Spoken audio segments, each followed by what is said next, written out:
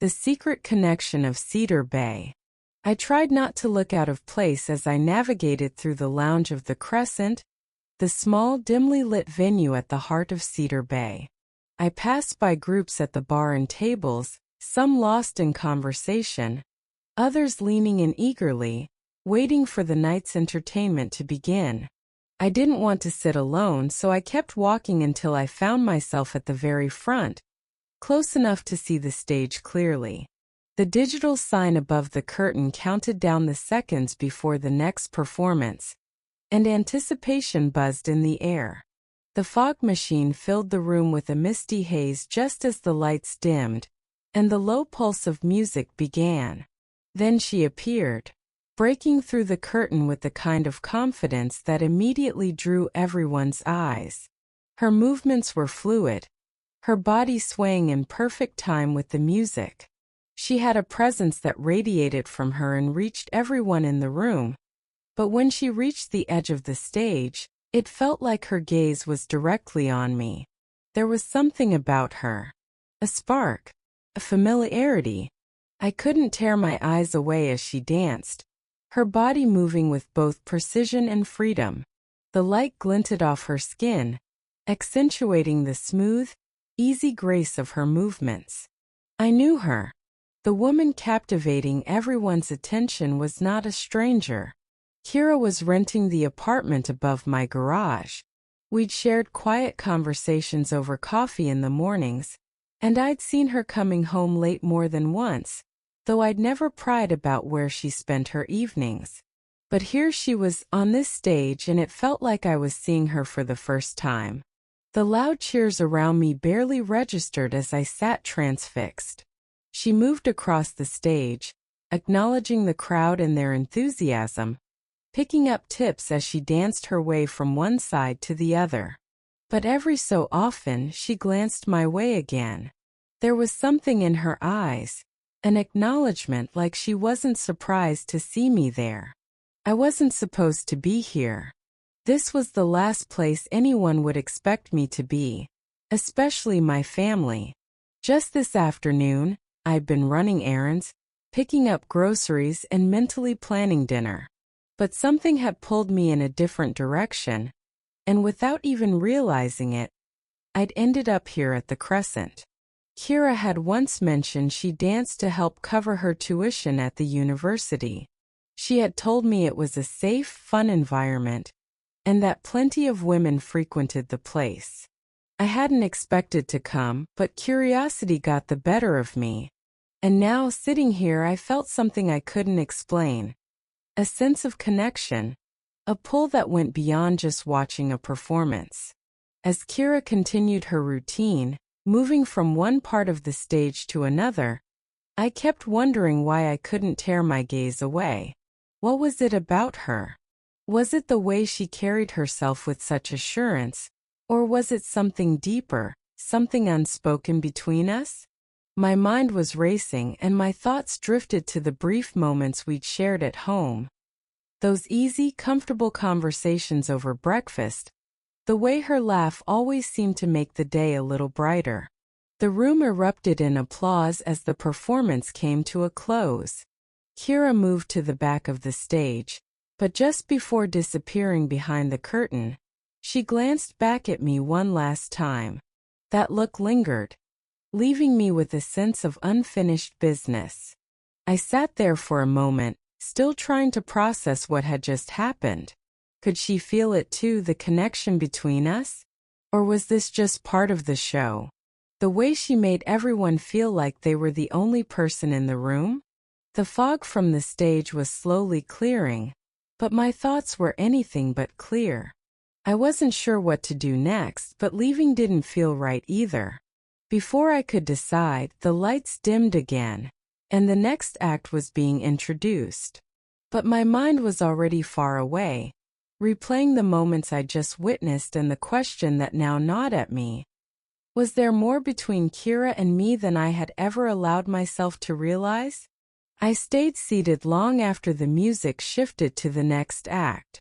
The low hum of conversation and laughter filled the air, but I was no longer really present. My thoughts were tangled, caught up in the memory of Kira's eyes on me, the way her gaze had lingered, almost inviting me to understand something unspoken between us. It felt like there was a hidden message in the way she moved, the way she performed, but maybe that was just my mind reaching for something that wasn't there. The sound of glasses clinking and the shuffle of feet around me began to pull me back into reality. The next performer had taken the stage, but I wasn't paying attention. My heart was still racing, my mind swimming with questions that had no easy answers. I'd never felt anything like this before. This sudden, overwhelming sense that something in my life had just shifted. I stood up, feeling the need for air, space, something to ground me. As I made my way toward the exit, I tried to convince myself that it was just a performance. That's all it was. Kira had a job to do, and part of that job was to make people feel special, to create a connection, a moment.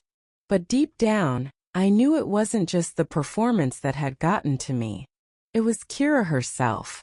Outside, the cool night air hit my skin, a sharp contrast to the warmth of the club. I took a deep breath, trying to calm my racing heart. The sounds of Cedar Bay at night, the faint buzz of traffic, the distant music from another bar down the street, were oddly soothing, but they couldn't drown out the thoughts swirling in my mind. As I walked toward my car, I felt a sudden urge to turn around, to go back inside, to talk to her. But what would I even say? How could I explain what I was feeling when I didn't even understand it myself? I made it to the parking lot, fumbled with my keys for a moment, and finally sat in the driver's seat. The silence of the car was comforting, but also unsettling. It gave me too much space to think. I could still see her in my mind, her eyes, her smile, the way she'd looked at me just before disappearing behind the curtain. Why had I come here? What had I expected to find? I started the car, gripping the wheel tightly as I tried to focus on something, anything, other than the flood of emotions that threatened to overwhelm me. I thought about going home, about the dinner I still hadn't made, the family that was probably wondering where I was. But the thought of returning to my normal life felt impossible right now. It was as if everything had changed in those few short minutes inside the club, and I didn't know how to go back to the way things were. I sat there for what felt like hours, the engine idling as I wrestled with my thoughts.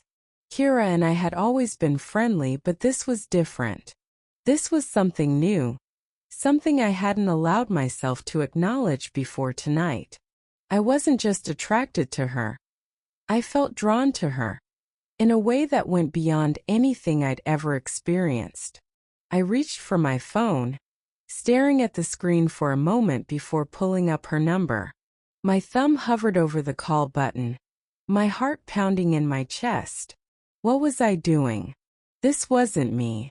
I wasn't the kind of person who made impulsive decisions, who acted on feelings she didn't fully understand.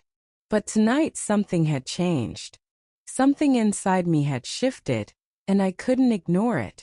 Before I could second-guess myself, I hit the call button. The phone rang once, twice, 3 times, and just as I was about to hang up, her voice came through the line. "Hey," Kira said, her voice soft but with a hint of curiosity. "I didn't expect to hear from you tonight." I swallowed hard, trying to keep my voice steady. I saw your performance." There was a pause on the other end, and for a moment I wasn't sure what she would say. Then after a beat she replied, "I saw you too. I figured you might be there." Her words hung in the air between us, heavy with meaning I wasn't quite ready to face. You were really amazing," I said, stumbling over my words, unsure of what else to say. I didn't know what to expect, but you stayed," she finished for me, her voice gentle, understanding. "I did," I admitted, my heart racing again. "I couldn't leave. I don't know how to explain it."